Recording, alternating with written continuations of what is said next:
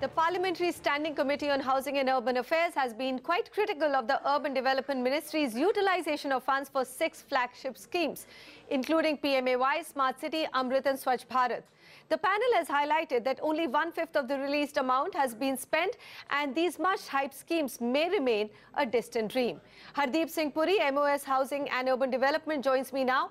Thank you so much for speaking with CNBC TV 18, sir. It's always a pleasure to speak to you. All right, sir. My first question is, how do you respond to the Parliamentary Committee's strong criticism of low fund utilization for the key urban and housing schemes?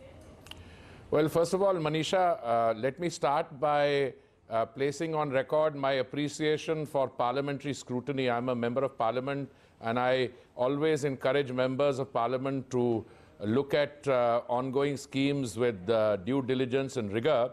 But I must respectfully submit that there are ways and ways in which you look at figures. My problem with the flagship programs is not the slow rate of implementation. I think the flagship programs are roaring. My issue with them is to find the money to meet the very ambitious targets. I would encourage people to look at figures a little more scientifically.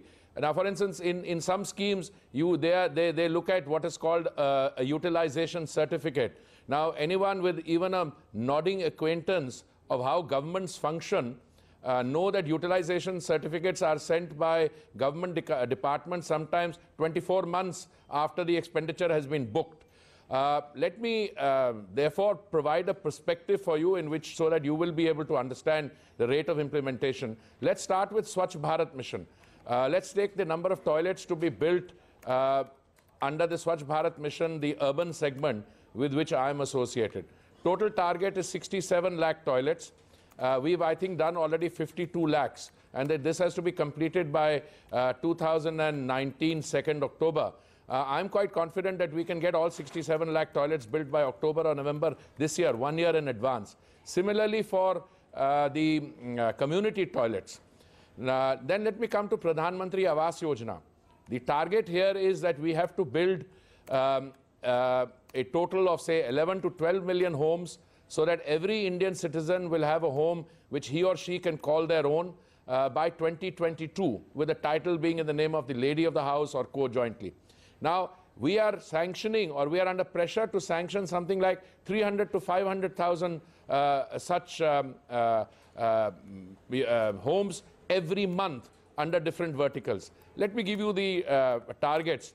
I think by March of 2018, that is in a few days' time, we would have already sanctioned something between 4.3 million and 4.5 million. And the overall target is 11 million to be completed by 2022. My problem here is not slow implementation. My problem here is money. We were getting 6,000 crores in the budget last year. That has been raised to 6,500 crores under Pradhan Mantri Awas Yojana.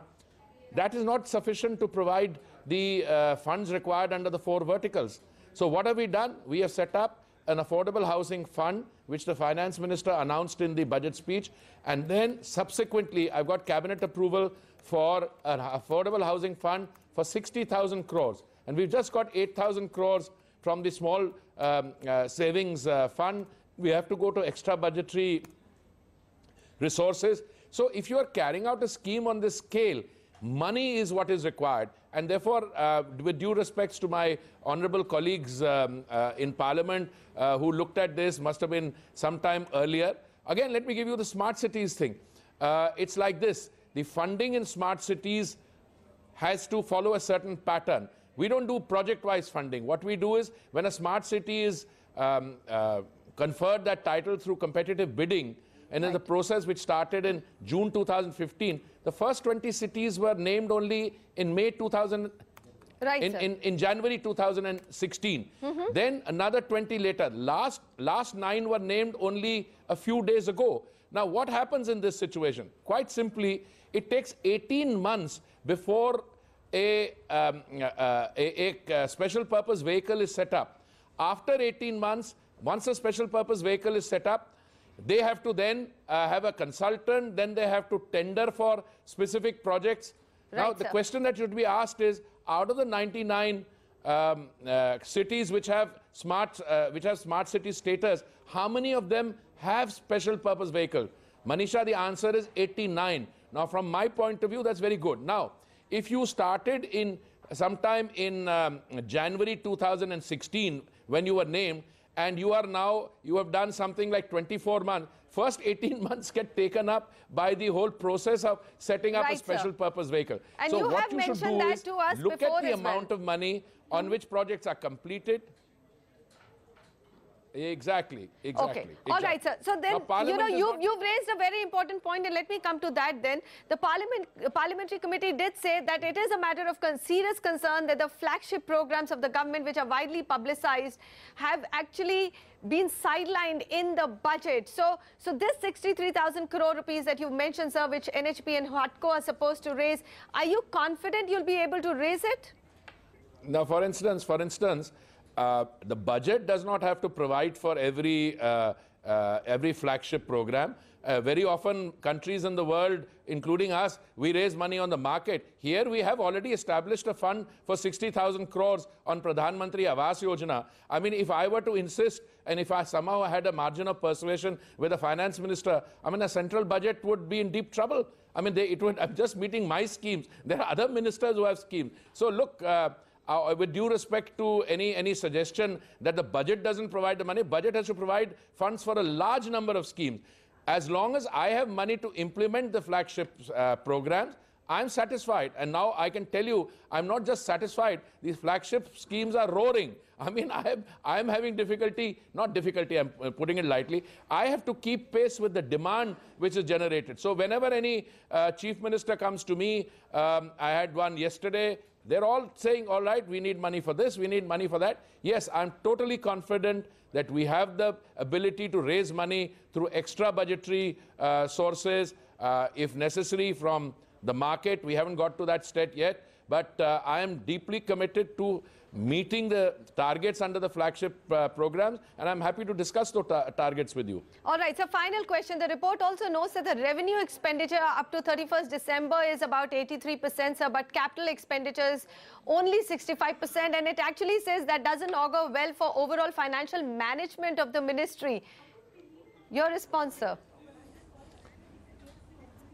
No, hold on. If revenue expenditure is 85% by December, I don't know what it means in terms of managing finances. I mean, I'm not clear. I mean, if you have to spend the money and you're spending 85 on the revenue on capital expenditure, look, you don't incur capital expenditure till it's ready to be spent.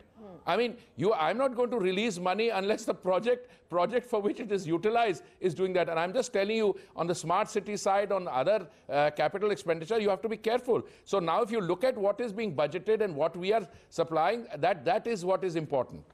Right, sir. Well, thank you so much for speaking with CNBC TV 18, sir. Good to have your response to all those criticisms. And like you said, a scrutiny by a parliamentary committee is quite important, but I don't think they're criticism. I don't think they're criticism. Those are interpretations, Manisha. They're not criticism. Please read the report carefully yourself. I mean, and you read what it is that they are saying, and then accordingly, I wish Parliament was allowed to run. I would clarify it on the floor of the House. Thank you, sir. Thank you very much for the clarification to us, at least. Well, we will closely track the progress of these schemes. The minister himself seems quite confident that they're all on track.